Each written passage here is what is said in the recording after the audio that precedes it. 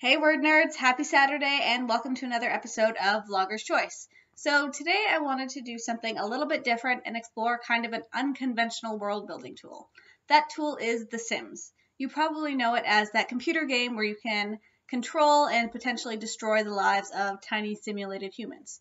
But what a lot of people don't realize is that there's also a lot of potential there for getting to know your characters and the world that they live in. So without further ado, let's check out The Sims for writing.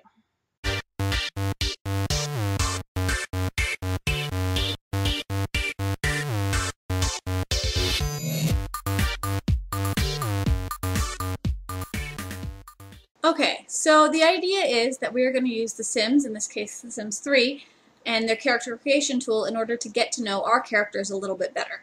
There's a fully fleshed out system that lets you change what your characters look like and their personalities, and I find it goes a long way into getting to know your own characters for your books that you're writing a little bit better.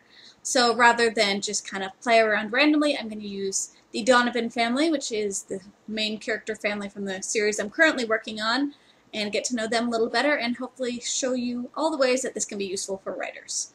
So I didn't want to make you watch me create the entire family, so I already have James Donovan here. He is kind of a nutty professor type. The game doesn't make them look nearly as old as they will actually be in the book, but that's the gist.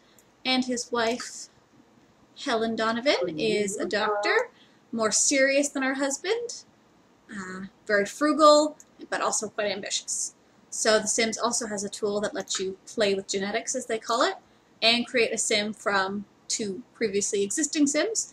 In this case, I want to make a teenage girl, because there will be 4 daughters in this family. So the first character I'm going to create is the oldest sister, Reagan. And I won't make you listen to me yap through the entire changing process, so I'll just speed that up, and here we go.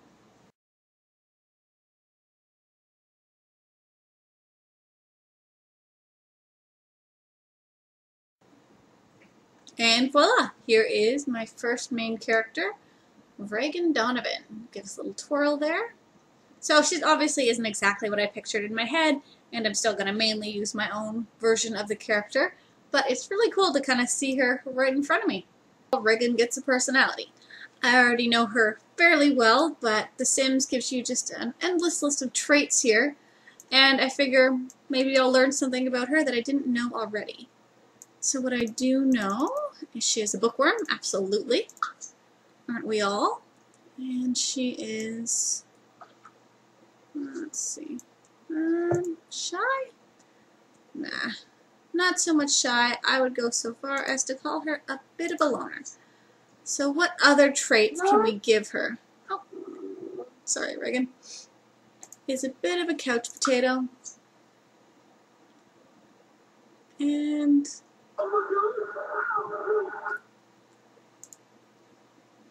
let's see. Okay, and she's a little eccentric, just like her father. The BB12, Q12. Ah, your uncle. Your uncle. Okay. And that is Reagan.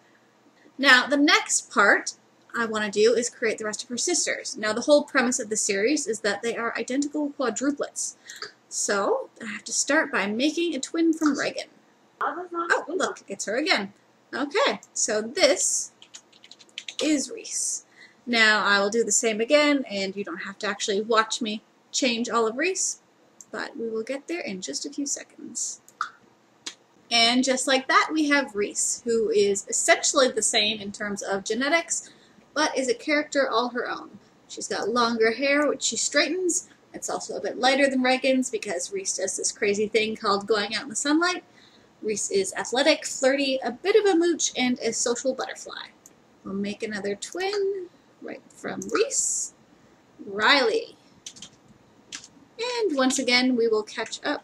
Oh wait, I'm having a brain blip. How do I spell her name? Like that? Okay. And once again, we will catch up once I've actually created the character. So, hang tight. Sister number 3, Riley Donovan. Riley was the one who I felt like I could see the most. I knew she had flowy, wavy hair, and she liked to wear loose shirts with lots of prints and patterns, but I wasn't sure I really knew her personality as much as I do all of her sisters. She's definitely the friendly one and the nicest one by far, but I've also decided she's nurturing, a natural cook like her mother, and we'll give her a green thumb. So there she is. Oh, and she's got a plant now. That is sister number 3, which leaves just one more to round out the Donovan family. And that is going to be, we already know this takes a few seconds to wind up, so the 4th sister is Rhiannon. She is the most mature, the most serious, the most ambitious, and pretty much the least friendly. Right now she is a clone of Riley, but in just 2 shakes of the lamb's tail, she will be a character all her own. And last but not least, we have the youngest of the Donovan quadruplets, Rhiannon. She is serious, ambitious, a workaholic, and brave. So before I do anything else, I just want to get a quick peek at the whole family together. There they are, which is really very cool. But there is one last thing I wanted to do, because the Donovan family has a dog, Blue Donovan. What should he be? A corgi. Would he be a corgi? Ah! Okay, that's really cute. He's not a chihuahua. The Cocker Spaniel? Oh, that's adorable. Oh, I like him. Blue the Bloodhound. It's too good to pass up. Look at him. Look at that face. Look at that face. And loading again. But my Donovan family is created, and that's where I will end this little using The Sims to enhance your writing tutorial. I will come back hopefully next week with a second part of this in a world building side of things type way. Yeah. So yes, there they are. And you can use it for your own characters and create pretty much anyone you want to. With the way The Sims is now, you can even get into supernatural creatures like fairies and werewolves and vampires, or make your characters have blue skin if you want to go more of an alien route. There's really so much you can do with this, and you don't have to take any of it as canon.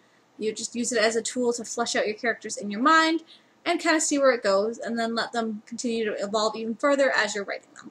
So from me and the Donovan family, thanks for watching. Actually, one last thing. Don't forget that our live WordNerds chat tomorrow night is actually going to be at 7:30 Eastern Standard Time rather than our usual 7 o'clock. We'll be talking about writing female characters in YA, and it's guaranteed to be a pretty interesting chat as it's a topic we all feel really strongly about. So we hope you'll all join us then, and I'll see you tomorrow night.